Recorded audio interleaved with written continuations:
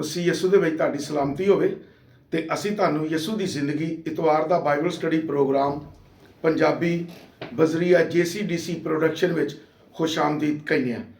ਤੇ ਮੈਂ ਪਾਦਰੀ ਅਮਜਦ ਇਮਤਿਆਜ਼ ਤੁਹਾਡੇ ਕੋਲ ਖੁਦਾ ਦਾ ਕਲਾਮ ਲੈ ਕੇ ਹਾਜ਼ਰ ਹੋਇਆ। ਤੇ ਅੱਜ ਅਸੀਂ ਖੁਦਾ ਦੇ ਕਲਾਮ ਦੇ ਵਿੱਚੋਂ ਮੁਸ਼ਕਲਾਤ ਤੇ ਬਰਕਤ ਦੋਵਾਂ ਚੀਜ਼ਾਂ ਨੂੰ ਵੇਖਾਂਗੇ ਕਿ ਇਨਸਾਨ ਦੀ ਜ਼ਿੰਦਗੀ ਦੇ ਵਿੱਚ ਮੁਸ਼ਕਲਾਤ ਆਉਂਦੀਆਂ ਨੇ, ਮੁਸੀਬਤਾਂ ਆਉਂਦੀਆਂ ਨੇ ਤੇ ਉਸ ਤੋਂ ਬਾਅਦ ਬਰਕਤਾਂ ਵੀ ਆਉਂਦੀਆਂ ਨੇ। ਤੇ ਇਹ ਅਸੀਂ ਇਹਦਾ ਰੈਫਰੈਂਸ ਅਸੀਂ ਪੁਰਾਣੇ ਅਜ਼ਨਾਮੇ ਦੇ ਵਿੱਚੋਂ ਇੱਕ ਨਬੀ ਦਾ ਦੇਖਾਂਗੇ ਜਿਹਦਾ ਨਾਂ ਏਲੀਆ ਹੈ। ਏਲੀਆ ਨਬੀ ਪਹਿਲੇ ਸਲਾਤੀਨ ਉਹਦੀ 17 ਬਾਬ ਤੋਂ ਉਹਦੀ ਸਾਰੀ ਖਿਦਮਤ ਸ਼ੁਰੂ ਹੁੰਦੀ ਹੈ ਤੇ ਦੂਸਰੇ ਸਲਾਤੀਨ ਤੱਕ ਜਾਂਦੀ ਹੈ। ਤੇ ਅਸੀਂ ਵੇਖਣਾ ਇਹ ਚਾਹੁੰਦੇ ਹਾਂ ਕਿ ਮੁਸੀਬਤ ਤੇ ਬਰਕਤ। ਅੱਜ ਦੀ ਸਾਡੀ ਵੀਡੀਓ ਦਾ ਅਨੁਮਾਨ ਜਿਹੜਾ ਹੈ ਉਹ ਮੁਸੀਬਤ ਤੇ ਬਰਕਤ ਹੈ। ਇਹਨੂੰ ਅਸੀਂ ਆਪਣੀ ਜ਼ਿੰਦਗੀ 'ਚ ਵੇਖੀਏ ਤੇ ਨਾਲੇ ਅਸੀਂ ਏਲੀਆ ਦੀ ਜ਼ਿੰਦਗੀ ਦੇ ਵਿੱਚ ਵੇਖਦੇ ਹਾਂ। ਏਲੀਆ ਖੁਦਾ ਦੇ ਹਜ਼ੂਰ ਆਉਂਦਾ ਹੈ, ਯਾਨੀ ਖੁਦਾ ਦਾ ਰੂਹ ਉਹਦੇ ਤੇ ਨਾਜ਼ਲ ਹੁੰਦਾ ਹੈ। ਤੇ ਏਲੀਆ ਖੁਦਾ ਦੇ ਨਾਲ ਚੱਲਦਾ ਹੈ ਤੇ ਖੁਦਾ ਦਾ ਰੂਹ ਜਦੋਂ ਉਹਦੇ ਤੇ ਆਉਂਦਾ ਹੈ ਤੇ ਉਹ ਆ ਕੇ ਤੇ ਕਹਿੰਦਾ ਜਿੰਨੀ ਦੇਰ ਤੱਕ ਮੈਂ ਨਾ ਕਵਾਂ ਜ਼ਮੀਨ ਤੇ ਬਾਰਿਸ਼ ਨਾ ਹੋਵੇ। ਖੁਦਾ ਨੇ ਉਹਦੀ ਗੱਲ ਸੁਣ ਲਈ। ਹੁਣ 3.5 ਸਾਲ ਹੋ ਗਏ ਨੇ ਤੇ ਬਾਰਿਸ਼ ਨਹੀਂ ਹੋਈ। ਇਹ ਉਹਦੇ ਲਈ ਸੌਖੀ ਜ਼ਿੰਦਗੀ ਹੈ। ਉਸ ਤੋਂ ਬਾਅਦ ਅੱਗੇ ਜਾਂਦੇ ਆ, ਜਦੋਂ ਪੜ੍ਹਨੇ ਆ ਤੇ ਉਹ ਬਾਲ ਦੇ ਨਬੀਆਂ ਨੂੰ ਐਲਾਨ ਕਰਕੇ ਉਹਨਾਂ ਨੂੰ ਦਾਵਤ ਦਿੰਦਾ ਕਿ ਆਓ ਜੀ ਮੁਕਾਬਲਾ ਕਰ ਲਓ। ਤੁਹਾਡਾ ਖੁਦਾ ਸੱਚਾ ਹੈ ਜਾਂ ਸਾਡਾ? ਤੁਹਾਡਾ ਖੁਦਾ ਕੰਮ ਕਰਨ ਵਾਲਾ ਹੈ ਜਾਂ ਸਾਡਾ ਖੁਦਾ? ਤੁਹਾਡਾ ਖੁਦਾ ਅੱਗ ਨਾਲ ਜਵਾਬ ਦੇਗਾ ਜਾਂ ਸਾਡਾ ਖੁਦਾ ਅੱਗ ਨਾਲ ਜਵਾਬ ਦੇਗਾ? ਇੰਜ ਕਰੋ ਕਿ ਅਸੀਂ ਕੁਰਬਾਨੀ ਕਰਨੇ ਆ ਤੇ ਮੈਂ ਵੀ ਕੁਰਬਾਨੀ ਕਰਨਾ, ਤੁਸੀਂ ਵੀ ਕੁਰਬਾਨੀ ਕਰੋ। ਤੇ ਅਸੀਂ ਸ਼ਾਰਟ ਗੱਲ ਇਹ ਕਰਾਂਗੇ ਕਿ ਬਾਲ ਦੇ ਨਬੀਆਂ ਨੇ ਕੁਰਬਾਨੀ ਕੀਤੀ ਤੇ ਉਹਨਾਂ ਦੀ ਜਵਾਬ ਕੋਈ ਦਾ ਨਹੀਂ ਆਇਆ। ਉਹਨਾਂ ਦੀ ਕਿਸੇ ਗੱਲ ਦਾ ਜਵਾਬ ਨਹੀਂ ਆਇਆ, ਕਿਸੇ ਦੁਆ ਦਾ ਜਵਾਬ ਨਹੀਂ ਆਇਆ। ਉਹ ਚੀਖਦੇ ਰਹੇ ਲੇਕਿਨ ਜਵਾਬ ਕੋਈ ਨਾ ਆਇਆ। ਜਦੋਂ ਸ਼ਾਮ ਹੋਣ ਲੱਗੀ ਤੇ ਏਲੀਆ ਕਹਿੰਦਾ ਆ ਜਾਓ, ਹੁਣ ਮੈਂ ਆਪਣੇ ਖੁਦਾ ਅੱਗੇ ਪੁਕਾਰਨਾ ਵਾ। ਤੇ ਖੁਦਾ ਦੇ ਹਜ਼ੂਰ ਜਦੋਂ ਉਹਨੇ ਕੁਰਬਾਨੀ ਲਈ ਖੜਾ ਹੋਇਆ ਤੇ ਕੁਰਬਾਨਗਾਹ ਬਣਾ ਕੇ ਤੇ ਉਹਨੇ ਪਾਣੀ ਛਿੜਕਿਆ ਤੇ ਫਿਰ ਦੁਆ ਕੀਤੀ ਤੇ ਆਸਮਾਨ ਤੋਂ ਅੱਗ ਆਈ ਤੇ ਉਹ ਕੁਰਬਾਨੀ ਨੂੰ ਜਲਾਤਾ ਨੇ, ਯਾਨੀ ਕੁਰਬਾਨੀ ਕਬੂਲ ਹੋ ਗਈ ਤੇ ਬਾਲ ਦੇ ਨਬੀ ਕਤਲ ਹੋਏ। ਇਹ ਸੀ ਉਹਦਾ ਸੌਖਾ ਦੌਰ। ਫਿਰ ਮੁਸ਼ਕਲਾਤ ਆਉਂਦੀਆਂ ਨੇ।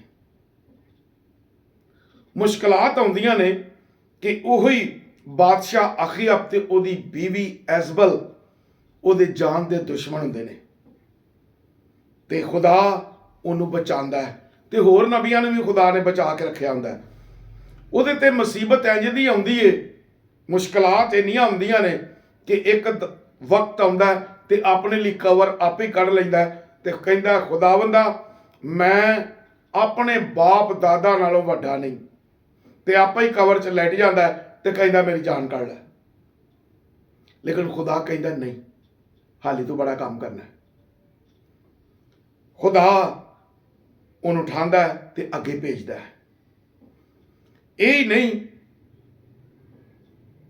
ਐਜ਼ਬਲ ਉਹਦੀ ਜਾਨ ਦੀ ਦੁਸ਼ਮਣ ਹੁੰਦੀ ਏ ਤੇ ਉਹਨੂੰ ਕਤਲ ਕਰਾਉਣਾ ਚਾਹੁੰਦੀ ਤੇ ਲੁਕਦਾ ਫਿਰਦਾ।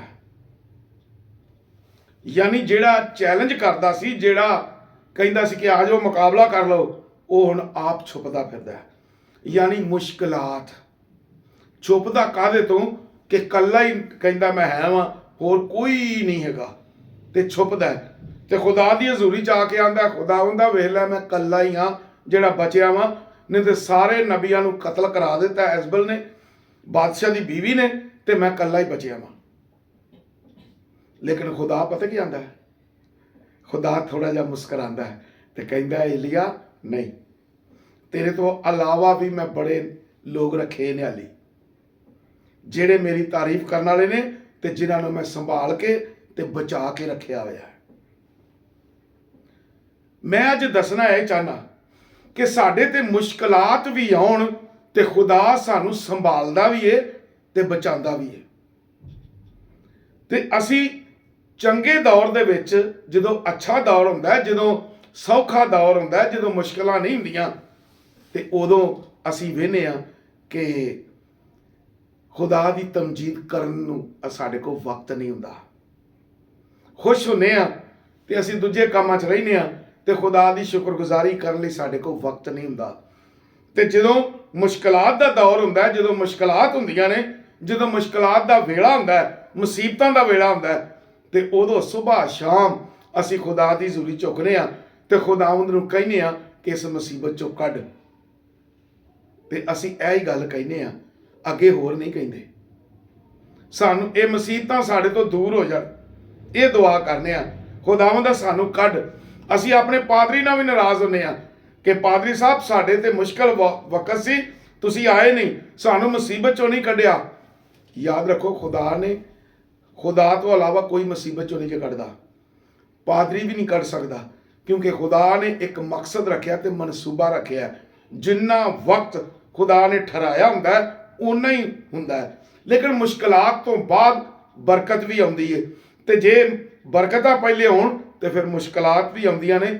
ਇਹੋ ਹੀ ਜ਼ਿੰਦਗੀ ਦਾ ਹਿੱਸਾ ਹੈ, ਦੁਨੀਆਦਾਰੀ ਦੇ ਵਿੱਚ ਵੀ ਤੇ ਰੂਹਾਨੀ ਜ਼ਿੰਦਗੀ ਦੇ ਵਿੱਚ ਵੀ। ਜਦੋਂ ਅਸੀਂ ਰੂਹਾਨੀ ਜ਼ਿੰਦਗੀ ਚ ਹੁੰਦੇ ਆ ਤੇ ਉਦੋਂ ਵੀ ਇੰਜ ਹੁੰਦਾ ਹੈ ਕਿ ਖੁਦਾ ਬਾਜ਼ ਔਕਾਤ ਸਾਨੂੰ ਬੜਾ ਇਸਤੇਮਾਲ ਕਰਦਾ ਹੈ। ਅਸੀਂ ਦੁਆ ਕਰਨੇ ਆ, ਜਵਾਬ ਦਿੰਦਾ ਹੈ, ਤੇ ਇੱਕ ਵਕਤ ਆਉਂਦਾ ਹੈ ਕਿ ਅਸੀਂ ਦੁਆਵਾਂ ਕਰਨੇ ਆ ਤੇ ਖੁਦਾ ਜਵਾਬ ਨਹੀਂ ਦਿੰਦਾ। ਇਹ ਵੀ ਵਕਤ ਆਉਂਦਾ ਹੈ, ਲੇਕਿਨ ਖੁਦਾ ਸੁਣਦਾ ਜ਼ਰੂਰ ਹੈ, ਲੇਕਿਨ ਜਵਾਬ ਸਾਡੇ ਕੰਨਾਂ ਤੱਕ ਨਹੀਂ ਪਹੁੰਚਦਾ, ਇਸ ਲਈ ਕਿ ਸਾਡੇ ਕੰਨਾਂ ਦੇ ਵਿੱਚ ਮੈਲ ਫਸ ਜਾਂਦੀ ਹੈ, ਯਾਨੀ ਗੁਨਾਹ ਜ਼ਿੰਦਗੀ 'ਚ ਹੁੰਦਾ ਹੈ, ਗਲਤੀਆਂ ਹੁੰਦੀਆਂ ਨੇ, ਜਾਂ ਖੁਦਾ ਕੋਈ ਸਿਖਾਉਣਾ ਚਾਹੁੰਦਾ ਹੁੰਦਾ ਹੈ। ਲੇਕਿਨ ਮੈਂ ਅੱਜ ਇਹ ਦੱਸਣਾ ਚਾਹੁੰਦਾ ਕਿ ਮੁਸ਼ਕਲਾਤ ਤੋਂ ਬਾਅਦ ਬਰਕਤ ਵੀ ਆਉਂਦੀ ਹੈ, ਤੇ ਜੇ ਬਰਕਤਾਂ ਪਹਿਲੋਂ ਹੋਣ ਤੇ ਮੁਸ਼ਕਲਾਤ ਵੀ ਆਉਂਦੀਆਂ ਨੇ। ਤੇ ਇਸ ਲਈ ਇਹਨਾਂ ਮੁਸ਼ਕਲਾਤ ਤੋਂ ਘਬਰਾਣਾ ਨਹੀਂ, ਤੇ ਜੇ ਬਰਕਤਾਂ ਹੋਣ ਤੇ ਖੁਦਾ ਦੀ ਸ਼ੁਕਰਗੁਜ਼ਾਰੀ ਕਰਦੇ ਰਹਿਣਾ। ਕਿਉਂ? ਬਰਕਤਾਂ ਉਹਦੇ ਲੋ ਆਉਂਦੀਆਂ ਨੇ, ਹੋਰ ਕਿਸੇ ਲੋ ਨਹੀਂ, ਹੋਰ ਕਿਤੋਂ ਨਹੀਂ ਮਿਲ ਸਕਦੀਆਂ। ਅਸੀਂ ਆਪ ਜਿੰਨੀ ਵੀ ਮਿਹਨਤ ਕਰ ਲਈਏ, ਜੇ ਖੁਦਾ ਉਹਦੇ 'ਚ ਬਰਕਤ ਨਾ ਪਾਵੇ ਤੇ ਅਸੀਂ ਬਾਬਰਕਤ ਨਹੀਂ ਹੋ ਸਕਦੇ। ਇਸ ਲਈ ਘਬਰਾਉਣ ਦੀ ਜ਼ਰੂਰਤ ਨਹੀਂ, ਮੁਸ਼ਕਲਾਤ ਦੇ ਵਿੱਚ ਵੀ ਘਬਰਾਉਣ ਦੀ ਲੋੜ ਨਹੀਂ, ਤੇ ਜੇ ਯਾਨੀ ਕਿ ਉਸ ਤੋਂ ਜ਼ਿਆਦਾ ਮੁਸੀਬਤਾਂ ਹੋ ਜਾਣ ਤੇ ਫਿਰ ਵੀ ਘਬਰਾਉਣ ਦੀ ਲੋੜ ਨਹੀਂ। ਲਾਗੇ ਖੁਦਾ ਦੇ ਹੋ ਜਾਓ ਤੇ ਸ਼ੁਕਰਗੁਜ਼ਾਰੀਆਂ ਕਰੋ, ਇਸ ਲਈ ਕਿ ਖੁਦਾ ਤੁਹਾਡੇ ਲਈ ਚੰਗਾ ਮਨਸੂਬਾ ਰੱਖਦਾ, ਇਸ ਲਈ ਕਿ ਉਹ ਕੋਈ ਤੁਹਾਨੂੰ ਦੇਣਾ ਚਾਹੁੰਦਾ ਹੈ। ਜਿਵੇਂ ਮੈਂ ਦੱਸਣ ਰਿਹਾ ਕਿ ਜੇ ਮੁਸ਼ਕਲਾਤ ਆਉਂਦੀਆਂ ਨੇ ਤੇ ਬਰਕਤ ਵੀ ਆਉਂਦੀ ਹੈ, ਤੇ ਤੁਸੀਂ ਹਰ ਵਕਤ ਤਿਆਰ ਰਹਿਣਾ ਕਿ ਮੁਸ਼ਕਲਾਤ ਤੋਂ ਬਾਅਦ ਕਿਸੇ ਟਾਈਮ ਹੀ ਬਰਕਤ ਆ ਸਕਦੀ ਹੈ। ਤੇ ਮੈਂ ਅਗਲੀ ਵੀਡੀਓ ਦੇ ਵਿੱਚ ਇਹਦੇ ਬਾਰੇ ਦੱਸਾਂਗਾ ਕਿ ਮੁਸ਼ਕਲਾਤ ਤੋਂ ਬਰਕਤ ਕਿਵੇਂ ਆਉਂਦੀ ਹੈ।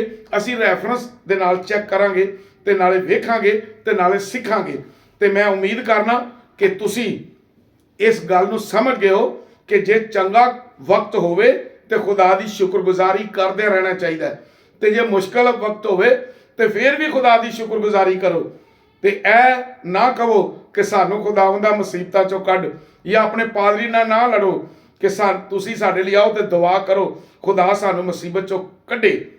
ਲੇਕਿਨ ਮੈਂ ਇਹ ਦੱਸਣਾ ਚਾਹੁੰਦਾ ਕਿ ਕੁਝ ਵਕਤ ਮੁਸੀਬਤ 'ਚ ਵੀ ਰਹਿਣਾ ਚਾਹੀਦਾ।